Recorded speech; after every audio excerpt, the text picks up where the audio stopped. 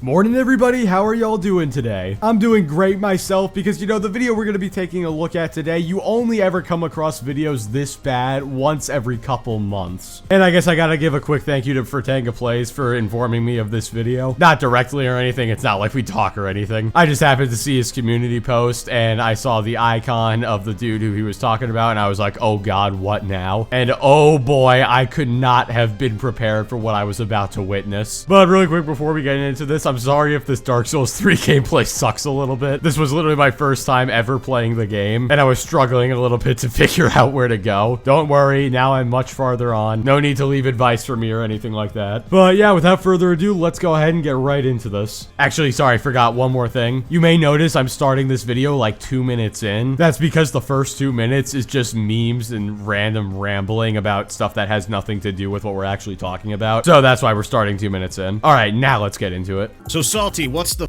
point? Well, we're about to talk about it, okay? Because it's very interesting when it comes to these PCMR guys, because they like to insert themselves, into the console war discussion. Now, let's put a little caveat or note into the whole discussion. This is all for jokes. You take the console war seriously, you should probably check yourself into an appointment with a psychologist or specialist, because it doesn't really mean much. These companies are out there to make money. Dude, are you kidding me? Are you really about to try to pull this whole, oh, it's just for fun thing? If you take this seriously, then you need to get checked out. Shut the hell up. Your channel for the past 4 years has been dedicated to nothing but hating Xbox and loving PlayStation. And from what I've heard from several people at this point, back when Corona was a big thing, you wish that Xbox players would get it. Which, even if that is a joke, there's not really even a punchline to it. Like, don't get me wrong, I love me some dark humor, but you need to have actual humor. It just can't be dark. But another thing is, if you have to clarify that it's all a joke, then either it's a really stupid joke because nobody's getting it, or you're trying to hide from criticism by saying, oh, it's just a joke, which is definitely what's going on here, because dude, we've covered you so many times in the past, and if all these videos were jokes, you wouldn't have deleted so many of your tweets and YouTube videos. But by the time I was finished watching this video for the first time, it was very clear why he said this was a joke. This video really is just that bad. It's just like cheering for a team or whatever. People like to have tribalistic natures to them when it comes to human beings, and the same goes for your favorite console. I personally think that it's impossible to kind of be a neutral in this situation, because at the end of the day, human beings have preference. If you go into an ice cream shop, you're going to prefer a flavor over another. You don't just walk in there and say, I like them all the same. You know, human beings have preferences, and that's completely okay. But back to the PC weirdos. Again, if this whole thing is just a joke, there needs to be a punchline. Calling people weirdos, clowns, etc., which you do all throughout this video, that's not really joking, that's just like stating something. Again, jokes are meant to have a punchline, but to say that it's impossible to be neutral, that's complete BS. Obviously, like you said, people have their preferences, but you could still be objective even if you have your preference. I like PC the most, but I still see the value that consoles bring to the table. I talk about it all the time. So again, yes, you can have a preference, but that doesn't mean you have to be biased. And also, I don't think you entirely know what tribalistic means. Like, being tribalistic is not a good thing, at least the way I was taught it. Tribalism typically means that you're so dedicated to a group that you start to shun people outside of the group, and you just don't accept them because they're not like you, which is basically how console fanboys act. You don't like exactly what they like and you don't agree with them, banned plus ratio plus you're a fanboy. But yeah, the point is, I don't think anybody's trying to claim that there's no such thing as preferences, but what I am trying to say is it's possible to be objective while having preferences. And I love how he tries to say that, oh, it's like, rooting for your favorite sports team or whatever. From what I've seen, because I'm not super into sports or anything, but my dad always taught me, like, cheer for your team, but don't jeer against the enemy team, which is exactly what you have been doing for years, my guy. Kind of ironic that a PlayStation news channel talks more about Xbox. But anyway, let's get back into it. These PC guys, for the most part, are closet Xbox guys for the most part, and they like to insert themselves, like I said, into these discussions. And now, since PlayStation 5 games are going over the PC, we're seeing more and more situations where even the beefiest rigs out there aren't able to handle the greatness that is PlayStation 5 games. I mean, I don't even have the beefiest of PCs, but I'm getting a constant 100 plus FPS on God of War, and a constant 100 plus on Spider-Man as well, on all max settings. And I know I'll be doing the same whenever Ghost of Tsushima comes over. But in case you guys want my exact specs, I have a 3070 Ti and a Ryzen 9 3900X with 16 gigs of DDR4 RAM and a 1 terabyte SSD. So pretty good build, but definitely not the highest of high ends. And I'm still running PlayStation games just fine. And to say that PCs can't handle PlayStation games because they're so great, Jesus Christ, that's cringy. But just for reference, Spider-Man, the minimum requirements are 8 gigs of RAM, an Intel Core i3, and a GTX 950. The recommended is only a 1060, which the majority of people on Steam actually have. And trust me, we're going to be bringing up these statistics on which graphics cards people use a lot later on in the video. Oh yeah, and by the way, God of War's minimum requirements are an i5 2500 and a 960, so nothing demanding whatsoever. We saw this first with Returnal.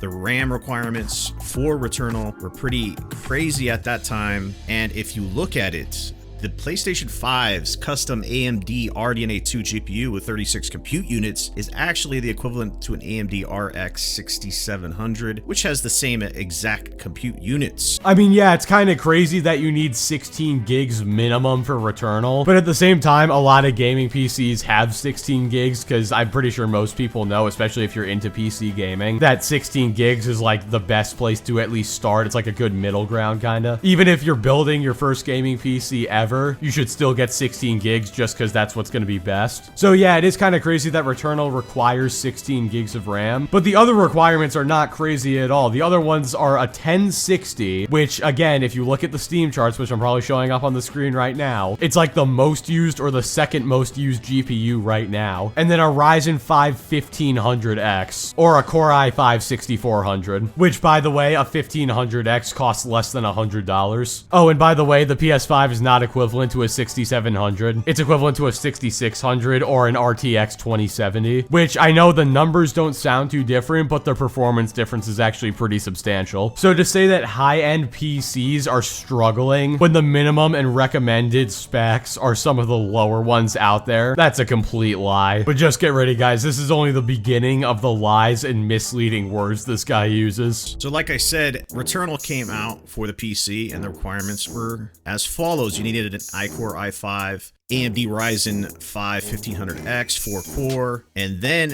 where things got a little interesting is the RAM requirements. You needed 32 gigs of RAM for the recommended settings for Returnal. Yeah, like I just established, that's a complete lie. You only need 16 gigs even for the recommended specs. I know I've made this joke in the past, but this dude is basically the Fox News or CNN of PlayStation. He'll twist things as far as they can go in order to make it seem good for PlayStation, and if he can't quite twist them far enough, he'll just flat out lie about it. But just wait, guys, it's about to get a whole lot worse when he brings up Forspoken. Now fast forward to Forspoken, which is going to be coming out on the PC, and guess what's getting people all riled up? You're going to need a crazy, insane amount of RAM for this game on PC, and that is 32 gigs of RAM. And now you're asking yourself, well, how is that possible considering that there's only 16 gigs of GDDR6 RAM in the PlayStation 5? Oh boy, guys, this is where all hell is about to break loose. Hold on to your brain cells for dear life. But one thing I want to point out before he says his piece, yes, it's ridiculous that you need 16 gigs of RAM for the minimum, especially when you also only need a Ryzen 5 1600 and a 1060. But notice how he shows the spec requirements and then says, oh, you need 32 gigs of RAM. No, you don't. You only need 16. You need 32 if you want to play at 4K 60 FPS all max settings. You are blatantly trying to mislead people here. I'm actually a little surprised you didn't crop out the left two columns just to hide the fact that you needed only 16 gigs. But whatever, it makes my job easier, so I guess thank you for that. But yeah, let's go ahead and find out, why is the PlayStation 5 able to run the game despite only having 16 gigs of RAM, even though that's the minimum requirements? Well, the console is a closed platform, therefore it's easier for developers to develop for the system. They've spoken on that subject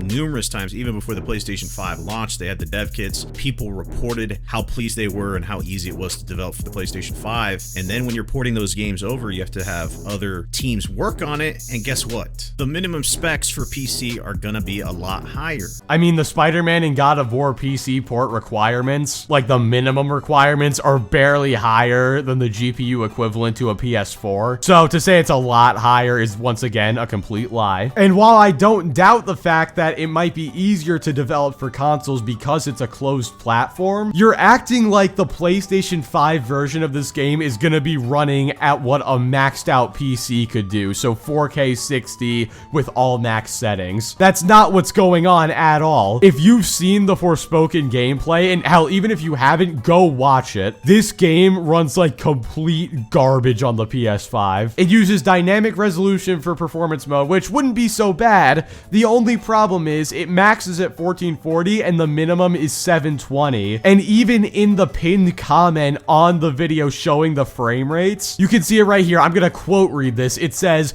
in performance mode, PS5 seems to usually render below 1080p. That means that while it's using a dynamic resolution, most of the time when you play this game, if you want to play at 60 FPS, you're going to be playing around 900 or 720p on a next-gen console in 2023. That is an absolute joke. And I feel like I need to clarify, this is not the PlayStation's fault whatsoever. This is absolutely on the developers for not properly optimizing the game, and that's why the requirements on PC are so damn high. But while I'm not blaming the PS5, I want to make the point that this dude is basically acting like the PS5 is going to be playing this at the same level that a 4090 would be able to. You know, 4K 60 with ray tracing and max settings. When in reality, the PS5 is not this absolute monster, and this game isn't absurdly well optimized for it. This game is not hitting 1080p on performance mode, which I understand it's performance mode,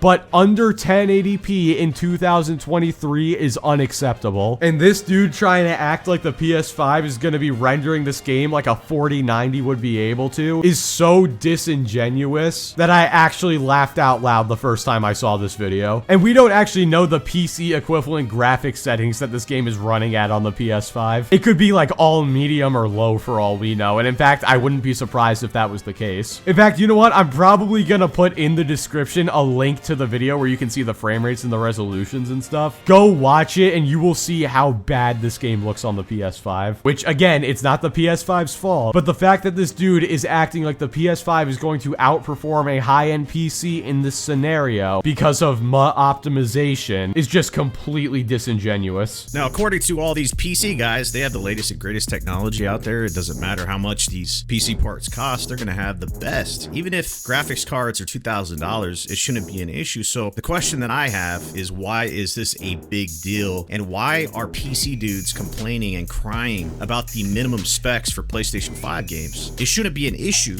if you're rocking the latest and greatest. Dude, where are you getting this whole thing that every single PC guy on the internet claims to have the highest end specs? I definitely don't have the highest end specs, I'll fully admit that. But just because there's people who have the highest end specs, that does not mean everybody does. I mean, hell, you guys saw the chart that I was showing earlier for Steam. Only 1.08% of people have the same graphics card as me. 5% have a 2060, which is weaker than a PS5. And the two most used graphics cards on Steam are the 1650 and the 1060. And those are usually the absolute minimum you can have to play games nowadays. And then obviously you get some 3060s and 3070s and stuff like that in there. But yeah, I just scrolled through the entire list, and unless I'm missing something, less than 0.17% of PC gamers have a 40 series card, and a very small percentage of them have a 30 series. And again, like I said, most of them have lower end graphics cards. So again, I don't know where this whole idea is coming from that PC guys always say, yeah, I've got the latest and greatest. This seems like some really petty attempt to like shove this back in people's faces, but he tried to do it in a situation where it's not even relevant. Like, dude, you do realize that if a very specific group of people are saying this, that doesn't mean everybody has the best stuff. Hell, like I just said, less than 0.17% do. And even if it's not an issue for somebody like myself, it's still ridiculous that the game is so unoptimized that you need those level of specs. the vast majority of PC gamers, based on what we've seen, are gonna have to play this game on low settings, which is completely unacceptable. Over the past few years, the minimum amount of RAM you need to play PC games was around 8 to 16. Now, you look at 2023 and we're getting up to 32 gigabytes of RAM. And honestly, if you're a PC dude and you can't put 32 gigabytes of RAM in your custom rig, then you just need to shut the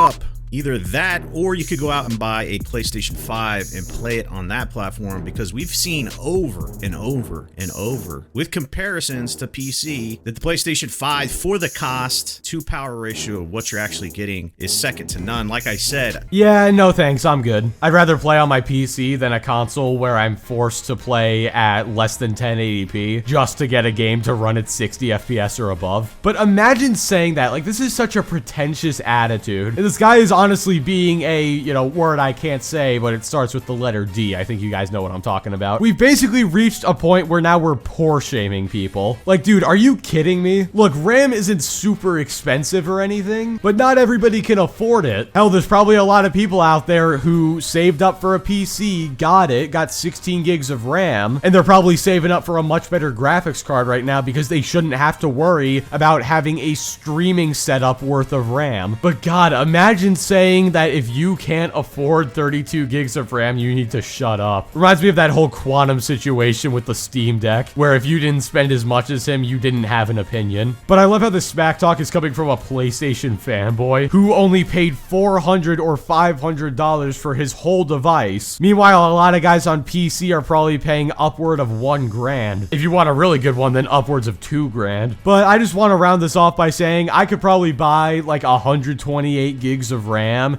maybe even more, for the same price as a PS5, which that's something else. I love how he says, oh, well, if you can't afford to get 32 gigs of RAM, you need to shut up, but then suggests that people get a much more expensive option. Dude, I think you are the one who needs to shut up. the all-digital version of the PlayStation 5 is $400. Now, you can't buy much on PC for $400 these days, and it is insane that you are able to have a complete system, plug and play into a TV or a monitor for that cost. That's one of the main selling points for consoles these days. Yeah, but if I have to worry about playing games at 720p, then nah, I'll stick with my PC. Now, you would be an idiot to say that the PlayStation 5 is going to dogwalk PCs in performance, because, like I said before, they have the RTX, what is it, 4090 now? Over $1,000 just alone for that. You can have custom CPUs, you can have dual CPUs, you can dual wield your GPUs, you can have water cooling, you can pay as much as you want for a PC. I've heard people pay $5,000, $10,000 for a rig, so it's stupid to bring up that argument when you're comparing these two, but it's pretty funny to see all the bitching and moaning from the PC side when it comes to these ports and what the minimum specs are, because based on polls and actual data, the majority of PC dudes out there aren't rocking a RTX 4090. They're rocking some like piece of shit GPU, some